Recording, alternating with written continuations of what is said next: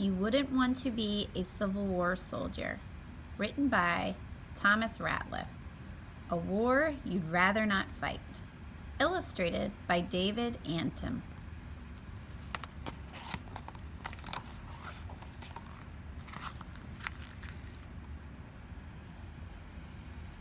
We have the timeline of the Civil War.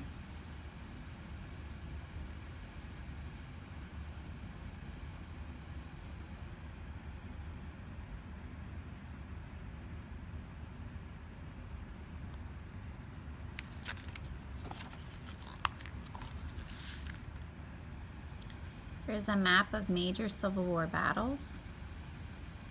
The battles of the Civil War were fought between April 12, 1861 and May 13, 1865. They resulted in the deaths of more than 620,000 Union and Confederate soldiers.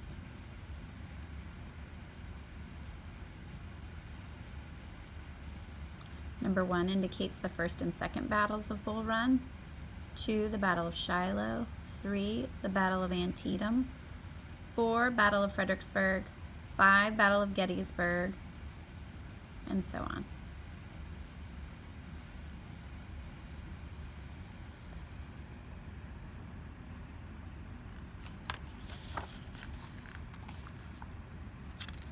You wouldn't want to be a Civil War soldier.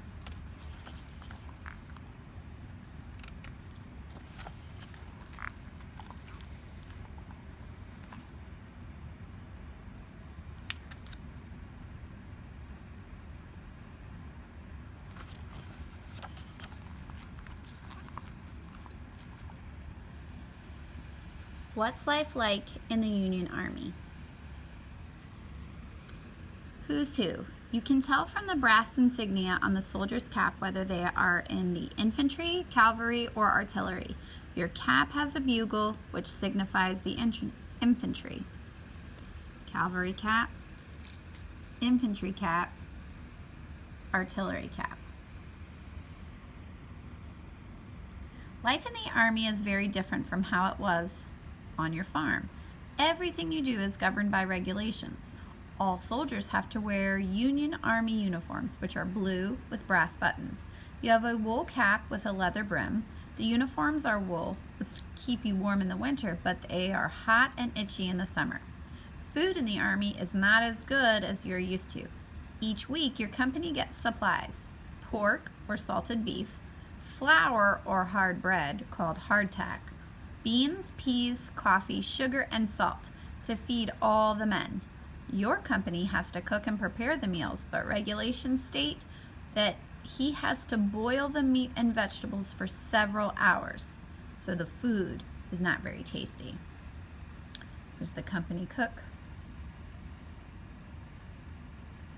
I'm boiling it for another 3 hours. It's company rules. Water. During battle, you will get very thirsty. You can't just get up in the middle of a fight and go look for water. Keep your canteen with you at all times. Here's the water canteen. Handy hint: even if you don't like the food, eat when you can. On a long march or in battle, the only food you can carry is hardtack, which makes your mouth very dry.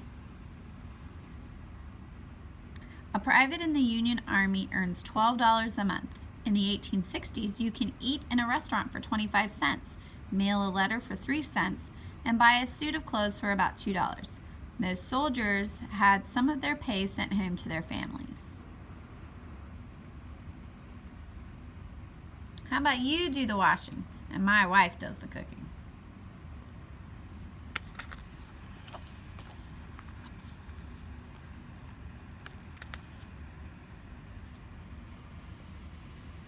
Will I have my own bedroom? Unfortunately, you'll be spending most of the time outdoors. You share a small 2-man tent, which is really 2 halves that button together. When you are marching, the tent is taken apart. You carry half the tent, and your tent mate carries the other. If you are marching long distances or fighting a battle, you won't have the time to set up your tent and will often just sleep on the ground. During the winter, there isn't much fighting. Many soldiers in your company build huts to live in and collect furniture to make life more comfortable. Some even have small stoves to keep warm. When the fighting starts up again in the spring, you have to throw out everything you cannot carry with you.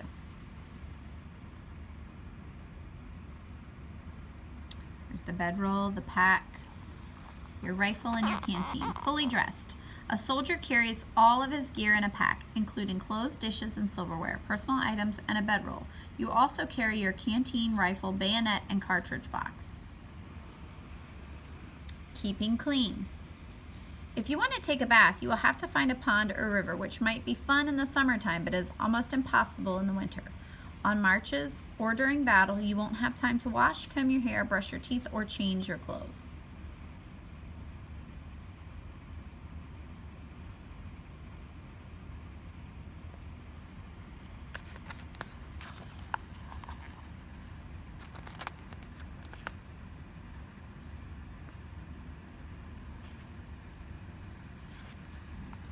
The first battle. A few miles south of Washington, D.C. is Manassas, Virginia, an important railroad junction, a key location for moving men and supplies. Union generals decide to capture the railroad, and your unit is part of a large force that marches south toward Manassas. Confederate forces move north from Richmond, and a battle is imminent. The fighting starts early in the morning, deployed along a small creek called Bull Run. You don't really see the enemy, although you fire your weapon a few times when ordered to do so. The battle is mostly loud noises and smoke, and it is hard to tell who is winning. At about 4 p.m., the Confederates receive reinforcements and you're ordered to retreat. The first battle has ended in defeat. You are hot, tired, and very thirsty, but you have to march all the way back to Washington, D.C. before you can rest. Spectators. Many people from Washington, D.C. came to observe the battle. They were dressed in the best clothes, and some brought picnic lunches. The road to Washington, D.C. was clogged that evening by retreating soldiers and wagons filled with frightened civilians. Another glass of ginger ale. And here's part of the war happening. Retreat! Handy hint. After a battle, it is a good idea to catch up on your sleep. You never know when you might be called to march again or fight.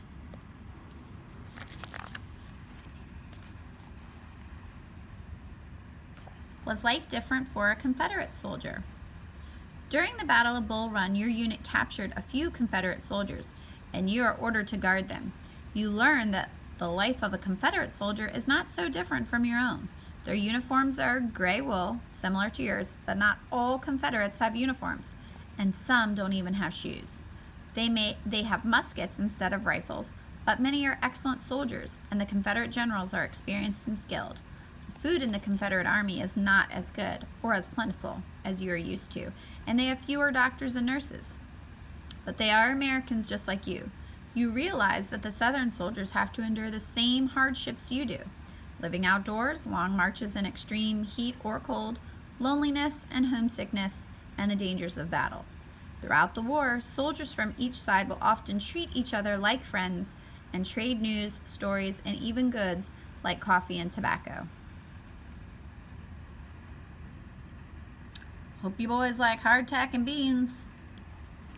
In the Confederate Army, cavalry soldiers' have to supply their own horses.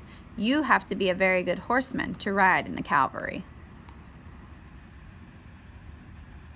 There's a Confederate cavalry soldier. What? No grits.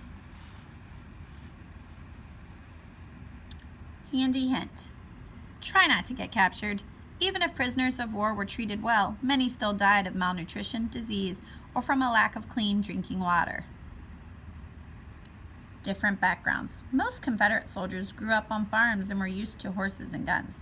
Southerners expected their soldiers to be superior to Northern soldiers, many of whom were from cities and had never fired a gun before.